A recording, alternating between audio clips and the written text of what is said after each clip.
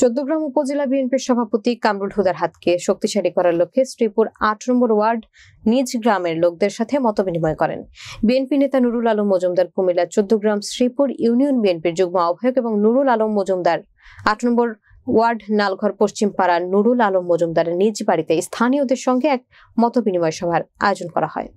বিস্তারিত দেখুন চৌদ্দগ্রাম থেকে শফিউল আলমের প্রতিবেদনে। এ সময় শ্রীপুর ইউনিয়ন বিএনপির যুগ্ম আহ্বায়ক নুরুল আলমের বক্তব্যকালে উল্লেখ করেন, বাংলাদেশ জাতীয়তাবাদী কুমিল্লা দক্ষিণ জেলা বিএনপির যুগ্ম আহ্বায়ক কামরুল হুদার দিক নির্দেশনা শ্রীপুর ইউনিয়ন বিএনপিকে সুসংগঠিত করার লক্ষ্যে আমরা কাজ করে যাচ্ছে। তাই আগামী জাতীয় নির্বাচনে কুমিল্লা দক্ষিণ জেলা বিএনপির যুগ্ম আহ্বায়ক কামরুল হুদা কামরুল ভাইকে বিজয় করার লক্ষ্যে গ্রামবাসীর সহযোগিতা কামনা করেন তিনি। আয়োজিত মতবিনিময় সভায় নুরুল আলমের সঞ্চালনায় এবং সাবেক মেম্বার আবুল কাশেম বেন্ডারের সভাপতিত্বে উপস্থিত ছিলেন বিশিষ্ট ব্যবসায়ী মাস্টার নুরুল আমিন মজুমদার, শ্রীপুর ইউনিয়ন ৮ নম্বর ওয়ার্ড সাবেক মেম্বার হাফেজ আসলাম, ধানমন্ডি থানা যুবদলের যুগ্ম আহ্বায়ক মোহাম্মদ মনির হোসেন, শ্রীপুর ইউনিয়ন বিএনপির যুগ্ম আহ্বায়ক আর্মি আব্দুল মতিন, শ্রীপুর ইউনিয়ন যুবদলের আহ্বায়ক মাহবুব আলম মামুন মজুমদার সহ আরো অন্যান্য নেতৃবৃন্দ।